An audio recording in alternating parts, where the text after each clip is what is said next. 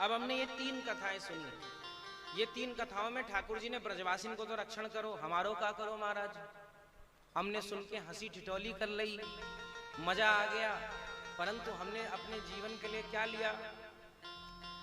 तो समझिए ठाकुर जी कहाँ रहते हैं?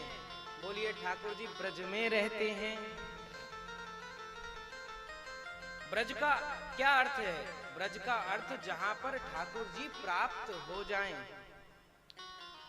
ठाकुर जी प्राप्त हो जाएं वही ब्रजधाम, वही वृंदावन धाम है, क्योंकि यहां नित्य रूप में रहते हैं। और ऐसे ही ब्रज का हम दूसरा अर्थ निकाल सकते हैं, वो है मनुष्य। भगवान को अगर प्राप्त करना है तो ये शेर हाथी प्राप्त नहीं कर सकते, केवल मनुष्य शरीर से ही प्राप्त हो सकता है। इसीलिए ब्रज का एक अर्थ क्या हो गया? मनुष्य। अब ये ब्रज रूपी शरीर है, अर्थात मनुष्य रूपी शरीर है, इसमें असुर आ रहे हैं, ठाकुर जी आते हैं, इसमें तो ठाकुर जी विराजमान ही हैं। हमारे अंदर ठाकुर जी हैं, तभी तो बोल रहे हैं, तभी तो सुन रहे हैं। तो ठाकुर जी तो विराजमान ही हैं, परंतु अविद्या आ जाती है, अर्थात माया आ जाती है। पूतना जैसे रूप बदल के आ गई, बड़ी सुंदर लग रही, पर है बहुत बुरी।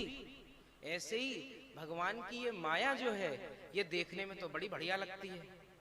हम देखें बैठे महाराज मोबाइल फोन चलाएं तो बहुत बढ़िया होता है, किसी से बात करें तो बड़ा अच्छा लगता है, और भजन में बिल्कुल मन नहीं लगता है। यही भगवान की माया है। और इससे मुक्त कौन कर सकता है? मायापति ही इससे मुक्त कर सकता है। श्री ठाकुर जी कृष्णचंद्र प्रभु ही इससे मुक्त कर सकते हैं, वही इस पूतना का वध कर सकते हैं। बोलो जय जय श्री राधे राधे। आगे प्रभु दूसरा कौन आया? सक्टासुर। अच्छा, बैलगाड़ी कौन चलाता है? बैलगाड़ी का नाम ही पड़ा है, बैल चलाए जो गाड़ी, वो बैलगाड़ी। तो बैलगाड़ी, बैल किसका स्वरूप है? बैल धर्म का स्वरूप है। बैलगाड़ी में देखा होगा 2 बैल होते हैं, एक बैल नहीं होता, ज्यादातर 2 बैल ही दिखेंगे। 2 बैल क्यों होते हैं? एक है अपना स्वधर्म और दूसरा है परम धर्म। स्वधर्म क्या है? लोक मर्यादा, पत्नी है तो पति के संग रहें, उनकी सेवा करें, पति हैं तो पत्नी से ईमानदारी से रहें और उनको ध्यान रखें। अपने परिवार का एक व्यक्ति ध्यान रखे, उसका पोषण करे, समाज का ध्यान रखे, धर्म का अनुपालन करें। ये सब क्या है? ये सब स्वधर्म है। आप एक अच्छे भाई बनो, आप एक अच्छे पुरुष बनो, आप समाज के लिए अच्छे बनो, ये स्वधर्म है। और परम धर्म क्या है? ठाकुर जी की भक्ति करो।